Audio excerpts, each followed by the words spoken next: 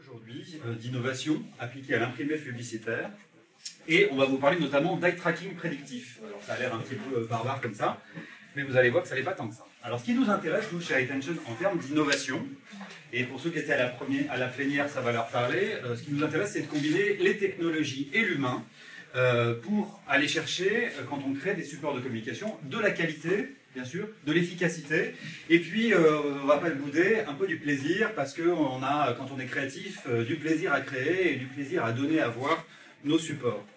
Et quand on crée des supports, qu'est-ce qu'on essaie de faire? On essaie de prévoir ce que les gens vont voir de nos supports de communication. Alors depuis 15 ans, l'eye tracking s'occupe de ça. L'eye tracking, c'est un certain nombre de technologies et de méthodes qui captent, avec des outils adaptés, des caméras, des ordinateurs, des lunettes intelligentes, le parcours de l'œil, principalement sur des écrans. Donc on appelle ça l'eye tracking, on appelle ça l'oculométrie en français.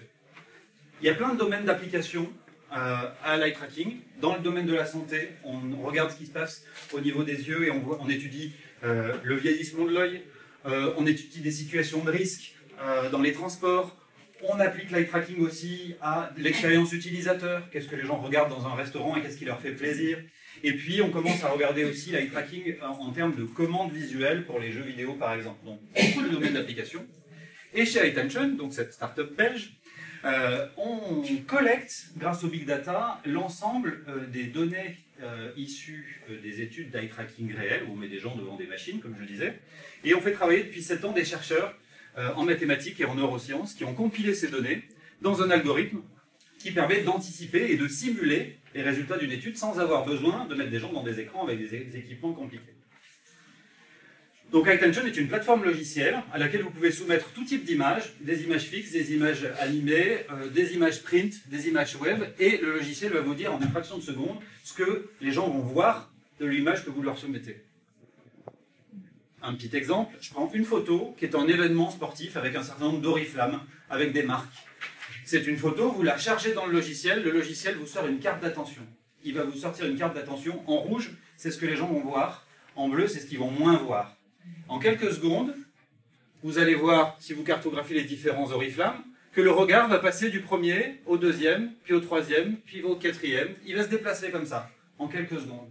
Donc vous avez des cartes de parcours du regard. Et le logiciel, en quelques secondes aussi, vous donne un certain nombre d'indicateurs, je ne vais pas vous les commenter ici, ce serait un peu long, des indicateurs d'efficacité, de clarté et d'impact. Alors à quoi ça sert tout ça? Ça sert, même si ça ne soit pas très bien, à optimiser l'efficacité visuelle de vos communications, donc accompagner le processus créatif, accélérer les processus de validation, donner des arguments scientifiques pour argumenter une créa et dire celle-là elle va fonctionner, celle-là elle va pas fonctionner. Donc ça se dessine à tous les créateurs d'images et à prévoir l'impact visuel des campagnes. Ce qui me permet de passer la parole à notre cher partenaire. Et effectivement, ce qui nous a intéressé chez Adrexo, donc notre cœur de métier, c'est la diffusion d'imprimés publicitaires en boîte aux lettres, et c'est ce fameux impact des campagnes qui sont distribuées et des prospectifs distribués. Donc on sait que le média imprimé publicitaire, c'est le média du consommateur par excellence.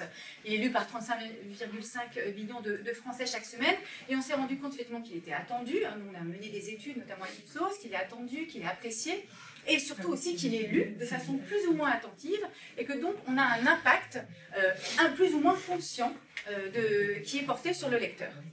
Donc pour réaliser un imprimé publicitaire réussi, effectivement, les grandes lignes on les connaît, il faut une bonne zone de distribution, le bon ciblage, bien évidemment, on va aller chercher les bons lecteurs, les bons consommateurs, le bon format, mais aussi et surtout, effectivement, une création graphique impactante qui va permettre d'optimiser l'impact global de l'imprimé publicitaire.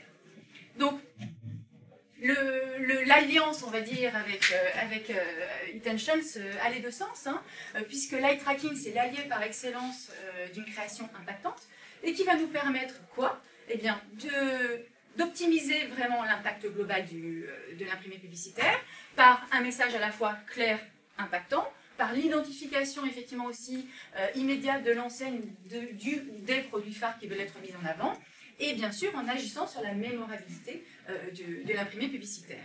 Donc l'intégration en fait de cet outil Intention dans le process de création en fait de notre studio permet vraiment d'optimiser la création que l'on va livrer au client au final.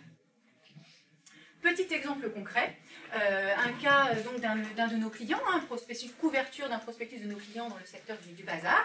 Et bien là, on s'aperçoit effectivement que lorsque l'on passe dans l'outil d'eye tracking eTension le prospectus en question, on voit là les trois images qui nous montrent la visibilité de l'image à moins d'une seconde, à 2 secondes et demie, à 4 secondes. Donc on est vraiment dans l'instantanéité de l'impact. C'est ça qui est important, donc dans ce fameux impact plus ou moins conscient vis-à-vis du lecteur. Et donc la carte d'attention avec les zones de chaleur évoquées par Patrick tout à l'heure. Et enfin donc le parcours en fait du regard et sur des régions prédéfinies.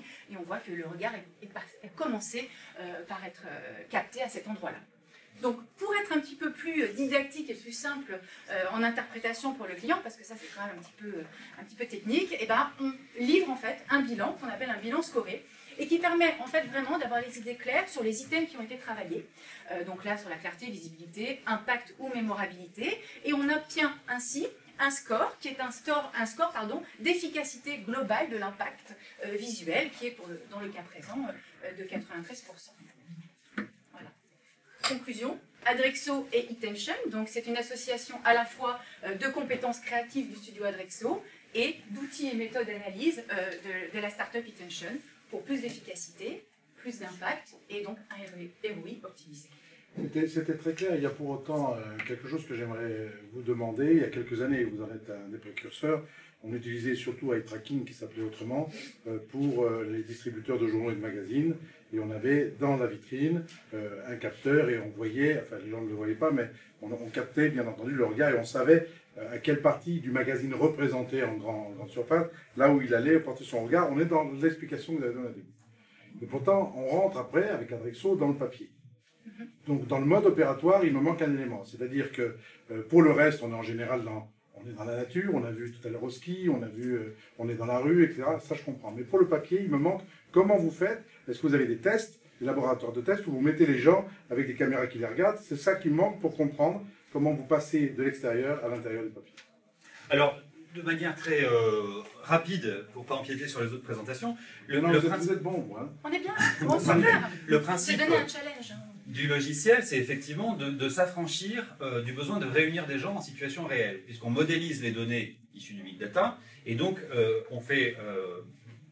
l'algorithme va répondre à la place des caméras ou des outils de captation qu'on pouvait et qui vont continuer d'être utilisés dans les vitrines ou en situation réelle. L'intérêt du logiciel, c'est qu'on l'intègre au processus créatif. C'est-à-dire que quand on fait une maquette, par exemple, dans un studio de création, on charge la maquette dans le logiciel, et en quelques secondes, on va avoir le résultat J'entends bien, mais il faut le nourrir, le logiciel. Ah oui, il faut le nourrir. Le prédictif et l'analyse des datas, il faut bien qu'il y ait des datas. Comment vous rentrez les datas à partir du papier? Donc les datas, elles sont issues des laboratoires de l'Université de Mons qui a donné naissance à ce logiciel et qui continue d'alimenter le logiciel derrière avec un certain nombre de points spécifiques, par exemple, sur des cibles ou sur certains types de documents. On fait une étude ou une série d'études. On injecte ces datas dans le logiciel et on le fait progresser. Vous faites des templates, en fait. Vous avez des templates de création X ou Y, puisqu'on a vu de la publicité tout à l'heure. Oui, donc en fait, si je ne déforme pas votre intelligence, vous avez des templates où vous avez fait travailler des gens, vous avez recueilli ce qu'ils voient du template, et derrière, a priori, si on fait une couleur là, etc., ça donne ça. On réinterprète avec les algorithmes et après on les redonne. Est-ce que c'est ça? C'est pour ça que je parlais de neurosciences, c'est-à-dire que c'est une combinaison de technologies autour des techniques de communication, effectivement des données, de contraste, de rareté, d'un certain nombre d'éléments visuels signifiants qu'on trouve dans des créations publicitaires, et des éléments de réaction automatique de l'œil. C'est pour ça que je parle de neurosciences, où on va s'apercevoir que l'œil est biologiquement attiré par tel ou tel type de signe. Et effectivement, c'est pas que du template, c'est le template, les études qui ont été réalisées sur un certain nombre de supports divers, plus ou moins spécialisés si on veut avancer vers une approche très très ciblée par exemple, et du comportement très